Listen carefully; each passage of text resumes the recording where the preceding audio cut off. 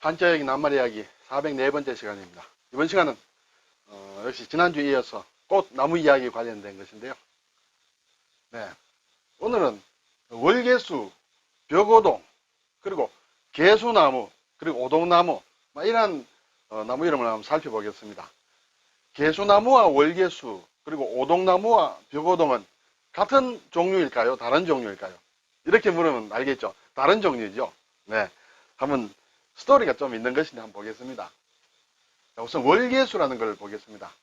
월계수, 몇 년 전에 월계수 양복적 이런 텔레비전 걸 기억하는데, 어쨌든 월계수 우리가 많이 씁니다.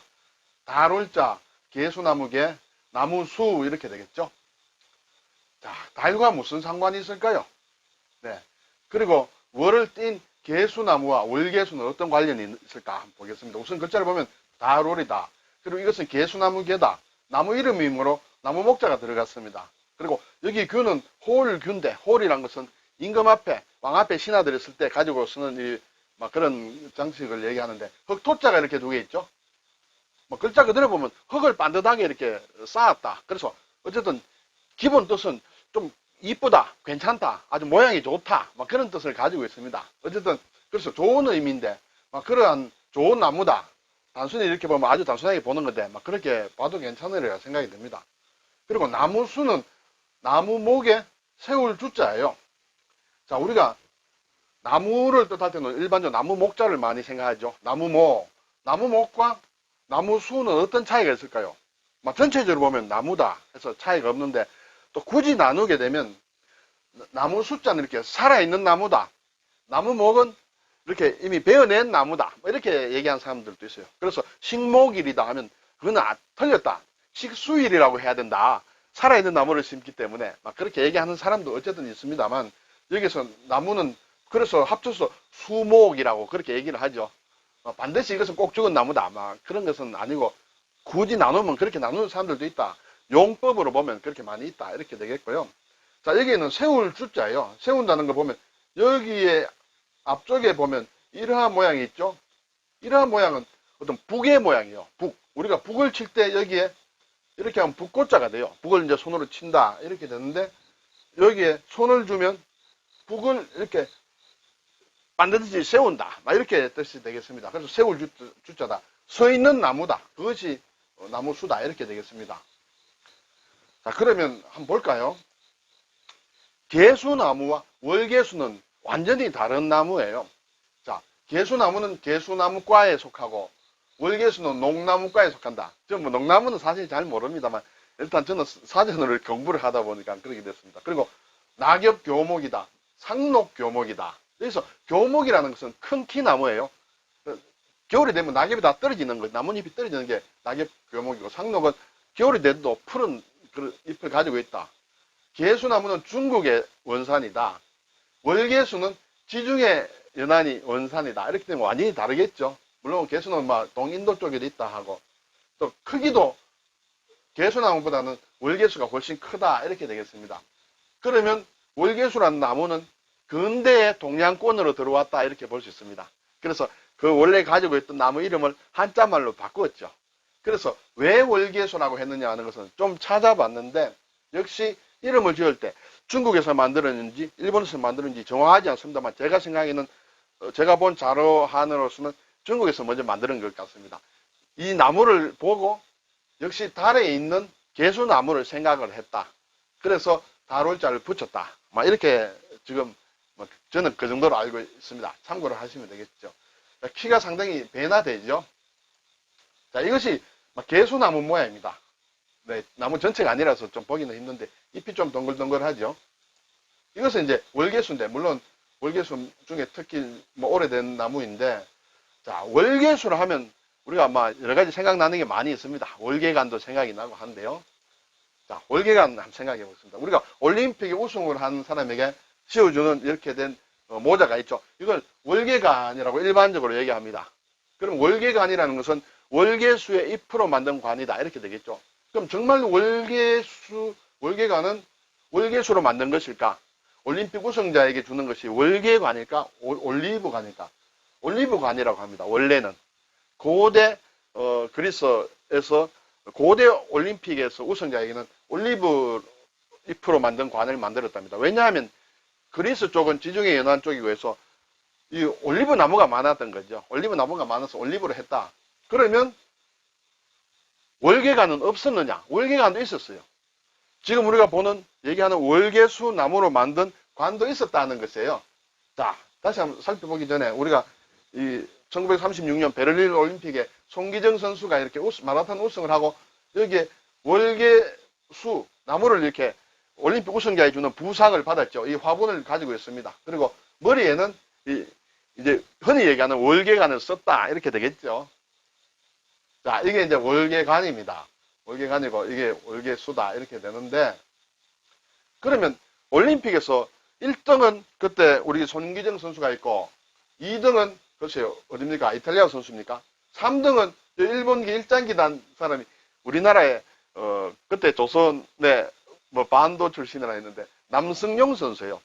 그러면 월계관은 지금 얘기하는 월계관은 우승자만 쓰느냐? 그렇지 않은 것 같아요. 여기 보니까 이 사람도 2등이고 3등 남승용 선수도 월계관 비슷한 걸 썼어요. 그래서 이때 입상자는 다 월계관을 쓴 것 같아요. 자, 송희정 선수죠. 여기 보면 남승용 선수예요. 머리에 뭐 썼죠? 이게 월계관인지 딴 건지 몰라도 아마 월계관으로 보는 게 좋지 않겠습니까? 옛날 어느 기사를 글을 보니까 두 분이 같이 월계관을 썼다라고 이렇게 되어 있는 것으로 있습니다. 자, 그런데 원래는 제우스 신에게 바치는 올림피아 제전에 있었는데 그것은 올리브관을 썼다는 것이죠. 그렇지만 그거와 달리 아폴론에게 바치는 델피의 그 피티아 제전이라는 것도 있었는데 거기에서 우승한 사람에게는 월계수로 만든 월계관을 사용했다고 해요.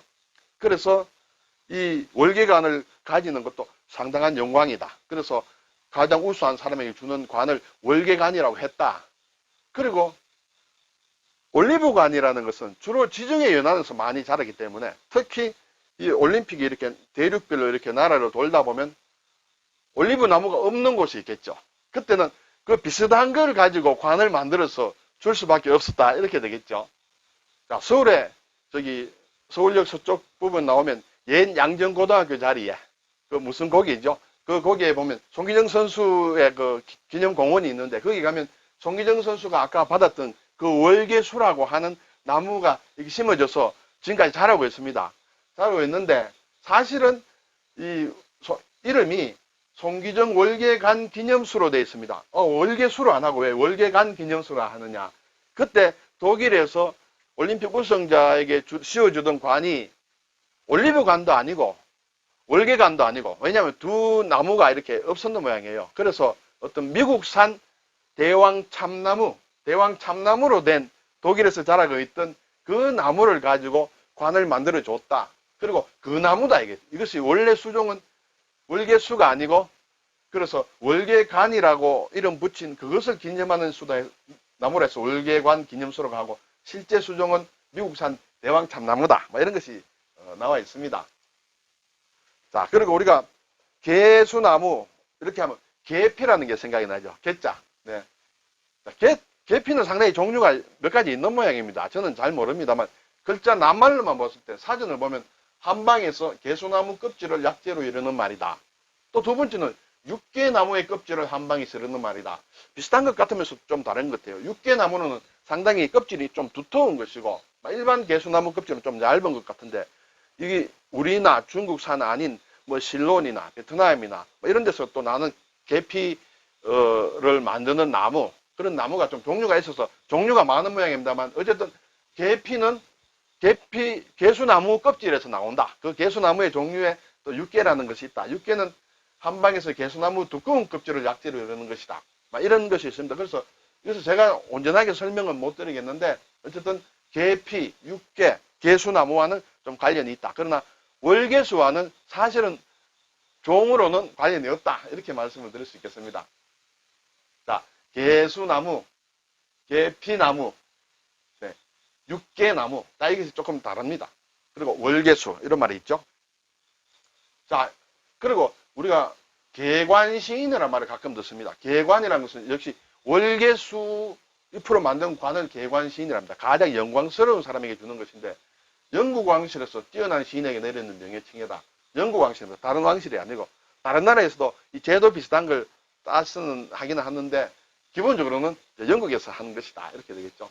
그리고 우리가 개관이라는 걸 보면, 사전을 보다 보면 이런 말이 나올 수 있습니다. 그리고 꼭 사전을 안 보더라도 접할 수 있는데, 닭개자를 쓴 개관이라는 게 있어요. 닭벼슬을 얘기합니다. 닭의 벼슬. 그렇게 닭벼슬처럼 생긴 꽃이 있죠. 맨드라미를 또 개관이라고 한다.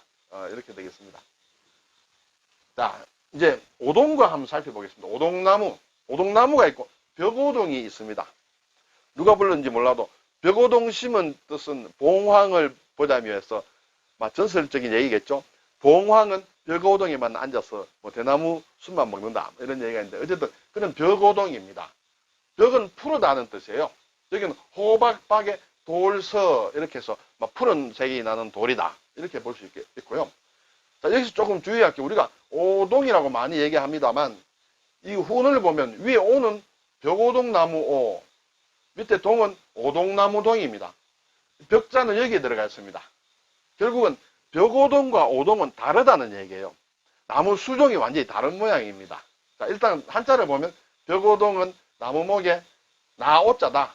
발음을 가지고 왔다. 이렇게 보셔도 되겠죠. 그리고 오동나무는 나무목에 한 가지 동, 이것도 발음을 가지고 왔다. 그래서 사실은 우리가 흔히 얘기하는 오동이라고 할 때는 이 글자만 써야 된다.